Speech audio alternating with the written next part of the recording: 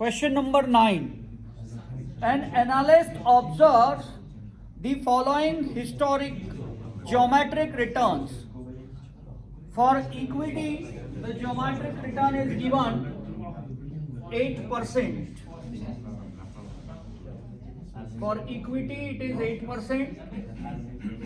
For corporate bonds, it is given 6.5%. For treasury bills, it is given 2.5%.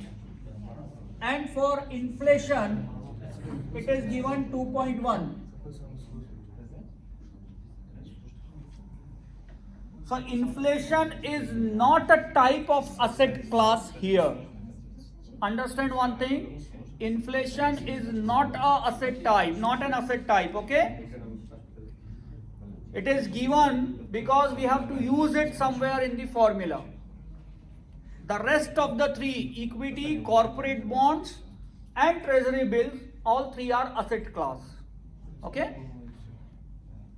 They are asking the real return, real rate of return for equities is closest to. So you need to write the formula to find out the real rate of return. And the formula is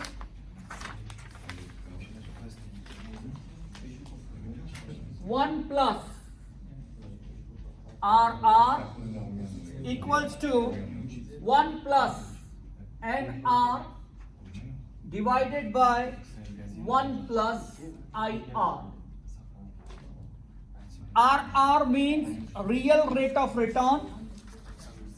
NR means nominal rate of return.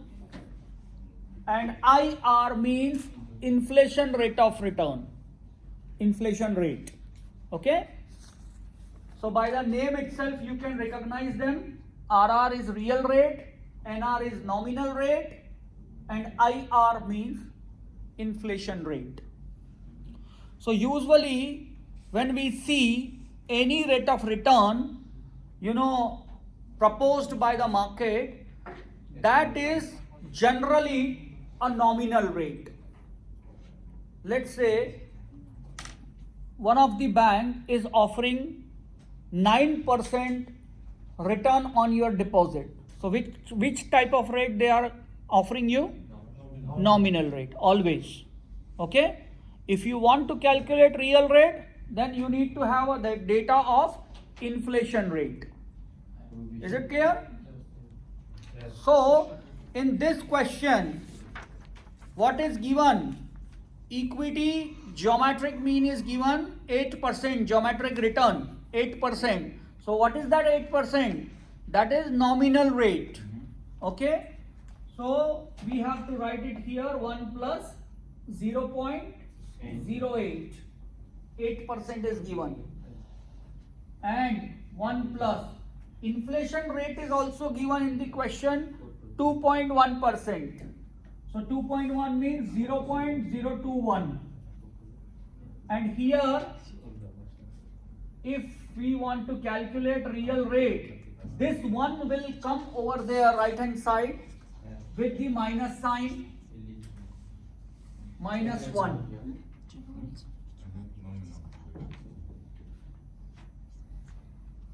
So easily you can find real rate in this question. That will be 5.78%. 5.78%. Could you repeat? You said that equities is nominal rate. Nominal rate, yes. Geometric mean is given 8%. So I wrote at the nominal rate 8%. Equity is For equity. always nominal. No, for any kind of investment, whenever the the institution is offering, offering some percentage of rate, that will be always nominal rate. Nobody will give you real rate. Okay? Market is always offering nominal rate. It's clear? Your doubt? Okay. So 8% is given and 2.1% is also given. just need to put the data into formula to get the real rate. Real rate is 5.76%, and anyway this is very accurate answer.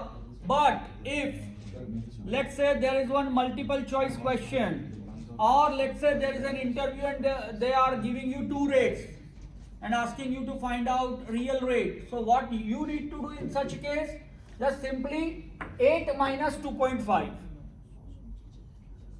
So easily you can get the answer which is closer to your real answer. Okay, so 8 minus 2.1 means 5.9, and this is 5.8, not a big difference. So you will get approximate answer if you directly deduct nominal rate from inflation rate from nominal rate. Okay, is it clear? Similar question is there. Next one, the real rate of return for corporate bond is, so only you need to make change here. Risk premium. No, question number 10. Just we need to change the 8. Yeah, in place of 8%, you have to write 6.5% only. Okay? So I hope you can do question 10. Very easy. The rest of the things are same. In place of 8%, you have to write 6.5% only. That's it. Inflation rate is same. So you will easily find the real rate of return of corporate bond.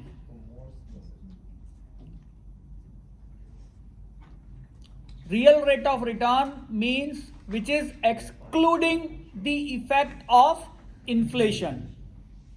Okay? Then question number 11.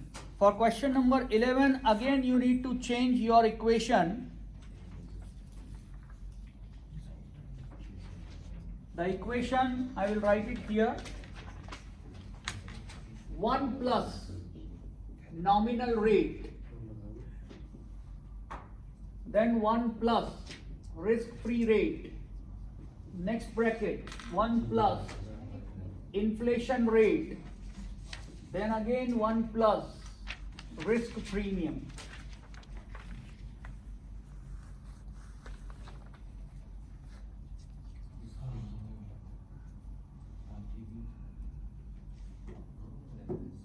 I think one day I explained you one example.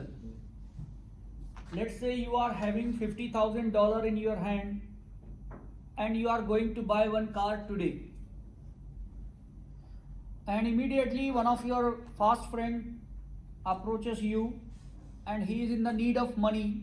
He's asking $50,000 from you. And because of your friendship, you are ready to give him $50,000 for 1 year. He committed you that after 1 year he will return your money along with interest. Okay? So why you want to charge interest from him? Reason number 1. If you put your money in a bank or in a government security, so at least something percent you will get. Let's say minimum is 3%. So that will be risk-free rate of return which you want to cover from your friend. Is it clear? This is one reason because of which you want to charge interest from your friend. Second reason, inflation rate. You are going to buy car today which is coming in $50,000. After 1 year the price may go up to $55,000 because of inflation. Okay? So that is why you want to add inflation rate to your interest. Clear? And third reason, risk premium, RP, risk premium. Risk because you are giving your money to a friend, he might be not turned up after 1 year to return back your money. So there is a risk of default, and that's why you want to charge some extra percentage as a return. That is called risk premium. because you are carrying risk of default, that's why. So these are the three reasons behind charging interest even from your friend also. Clear? And because of these three reasons, what you are getting? Nominal return. You will tell him nominal return as a rate of interest. Is it clear? Let's say 3% government return, 2% inflation rate, so 3 plus 2 becomes 5, approximate, okay? And then risk premium is, let's say, another 4%. So 5 plus 4 becomes 9. So you will tell to your friend, I will charge 9% interest. It's clear?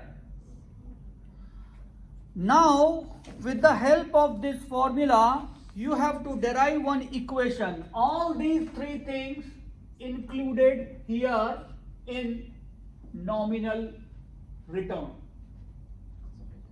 And if you need to calculate only risk premium, so what you can do, 1 plus nominal rate divided by 1 plus risk-free rate, and here in right hand side you just need to write 1 plus risk premium. This thing you need to eliminate because it is already included in nominal return. Okay? Yes. It is already included in nominal return. So just skip it, and this term 1 plus RF will come here at the downside, denominator side, and you will find risk premium with the help of this formula. So we have to find out risk premium for equity in question number 11. Okay? Can you explain why you use inflation? Inflation rate will be automatically included in nominal rate. Yes, but Actually, all three inclusive. Yeah. That Okay. means to do with all of them. All three inclusive, but when we are writing nominal rate here, it means it is having an effect of inflation already. Actually having all three effects, but yes. we are dividing it by RF, Risk-free rate. risk-free rate. So when we divide it by RF, the remaining will be for risk premium. So we don't need to take account of Yes. inflation. Yes. What's the reason for using this formula? Yes. 1 minute. Let's read question number 11 first. The risk premium for equity. As we need to calculate risk premium for equity, we need to use this formula. Okay? 1 plus nominal rate. As we know from the question, the nominal rate of equity is 8%. Okay? So I am writing here 8%, 1 plus 0.08. Do we know RF, risk-free security? Yes. Treasury bill. Treasury bill is a risk-free security. And the return of treasury bill is 2.5%. So 1 plus 0.025 equals to, or directly do minus 1.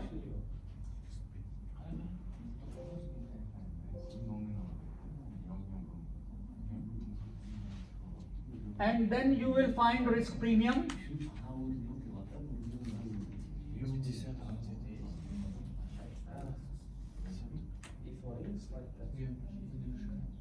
Sorry, sir.